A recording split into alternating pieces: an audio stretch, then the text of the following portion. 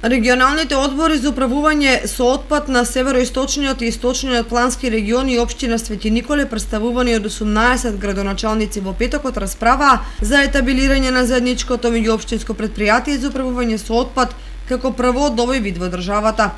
Активностите се дел од проектот за воспоставување интегриран регионален систем за управување со отпад, што се реализира преку Министерството за животна средина и просторно планирање и општините од овие два региона со поддршка од ИПА програмата, односно со средства од Европската унија.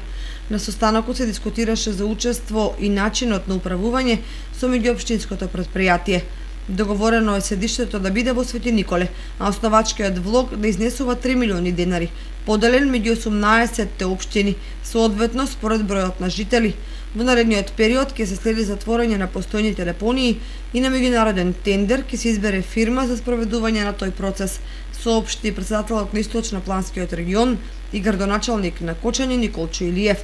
Според концептот за управување со еден ваков интегриран регионален систем, отпадот во малите општини ќе оди на одредена претоварна станица, а оттаму на регионалната депонија која што е предвидена да биде изградена во општина Свети Николе, поточно во Мечкоевци.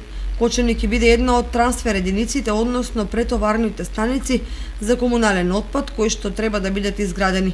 Градската депонија во близина на село Бели ќе згасне, а комуналниот отпад од Кочани ќе се носи на претоварната станица кај Преварец и Стивања, а оттаму на регионалната депонија во Свети Николе.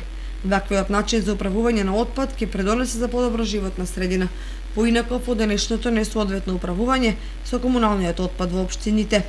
Во рамките на овој проект се реализира уште еден што се однесува на набавка на опрема, контејнери за граѓаните и возила за комуналните претпријатија, чие финансирање е со европска помош.